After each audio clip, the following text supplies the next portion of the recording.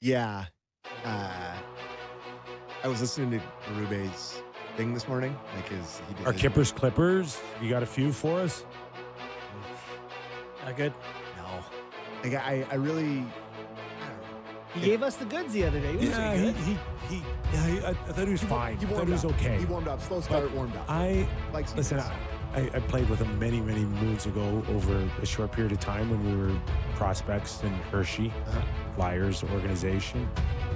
I mean, I don't know the man well today like I did back then, but I did get a sense that he's not overly thrilled up until this point with where the team is at. Really? That's just the vibe that I got. Okay. You know, I had someone else tell me that they got that same vibe. And the other thing that kind of makes me think that's true is their eagerness to add guys, right? Claiming Sammy Blaze when you have Pizzetta, Robertson, Cowan, Yarncroc, and Kampf not in the lineup, that's when they claim them. You know, clearly they're still not happy with the depth guys. It's crazy. And the other thing that stood out for me, stood out for me when we talked to him is that I said there's a clump of guys, you know, in that range of 10 to 12, 10 to 13 minutes who can jump up. And he gave me Easton Cowan. Yeah. So I think as a coach, he's been around long enough where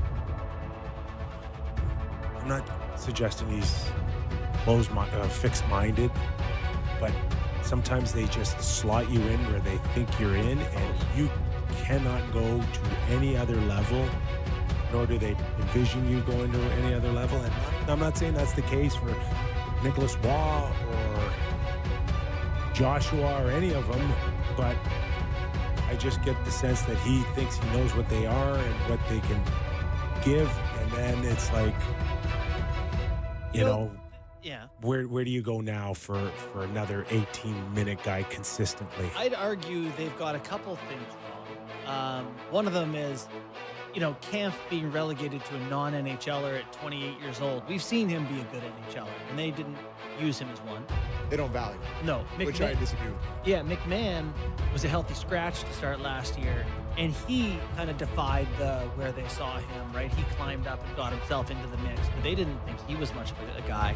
So it happens, right, where they just sort of decide, nah, and I hope that's not happening to Waugh here, who's looking like, you know, played 13, 14 minutes. He's a better player than that, I think. But will, be the first guy you go to on the third line. It's going to be like Right. Yarncroc's going to be the first guy they move up. I was thinking about, and I know you guys laugh at this and whatever, but and I've said this as well, but it's crazy that Nick Robertson can't get a shift in the top six. I'm just looking at the Not way a shift. the way they distributed is what I'm trying to say. The ice time, like one forward over 20. It was Matthews played 20, 31. Nyes played 19, 30. William, but it's 17, 15, 14, 13, 12, 12, 12, 11. And Nick Robertson last 10:40 for ice time. They have three guys, I guess, that they're comfortable playing up in that 18, 19, 20-minute range. If it's Nyes, Matthews, and Nylander. And then Tavares is just under that at 17. Let me ask you a But question. there is something to that. Like, I think Tavares will go up. If they have more power plays, he'll get up higher in that range. But it's an interesting thought. Okay, I can save the question for Gord or ask it now. Just what do you think Easton Cowan is as a 26-year-old in this league? What is he? I think he's a top six player. Like to me, I wrote an article today that to me he's Yanni Gord with a bit more offensive upside. Gord was small, competitive, 25 think he's goals, gonna be better 55 than- points. I said, he's gonna be more better. offensive upside. Better. So maybe he's a But 7. Gord's Yanni Gord is a third, second Right. and a half, third line So with guy. more offensive upside, Cowan is a second line center, 75 points. I think he could. Even yeah, better than that? Better than that? I think he could. Yeah, 30 and 50 for I 80. don't want to say like a superstar, but he's going to be a very good top six forward in the National Hockey League. Okay. But it may take a little time here. There's a maturity level, mentally, physically, emotionally. Doesn't look like it this year. But my point was Gord But was it's a gotten 26-year-old better. rookie. It's gotten better over last year. Yes. Getting steadily better. but just not there to be a guy that you can count on this now. I don't know what happens in March or April, but right now, not right now. All right, let's welcome him in. The man, the myth, the legend. He's wonderful. He's talented. Put your hands together for the lovely Gordo Stellick. Gordy, welcome back, brother. It is great to be back. So I love to talk about fourth lines and seventh defenseman and third goaltenders. It's great. Well, that's what we why do we best. picked you. Oh, okay, great. So I think Easton Cowan reminds me of a young Gord Stellick with Slonico Coiffure and the 5-2 hat trick, or in the hat trick and a 5-2 win over Scott's Chicken Villa.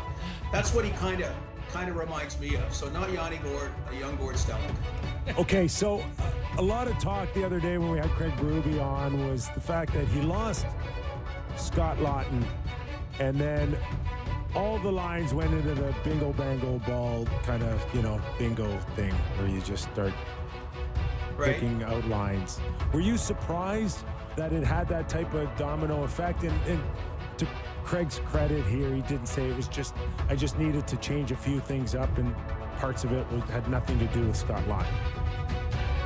Yeah, no, I'm not surprised by anything right now. I mean, you look at it, first of all, on the high end, you don't have Mitch Marner, so you're trying to figure out how the fit is with the Elite 3 and the Elite 6. Scott Lawton's a guy that they were making an effort to find a spot where he could succeed, right? Because he gave up a first-round pick. It never quite meshed for him.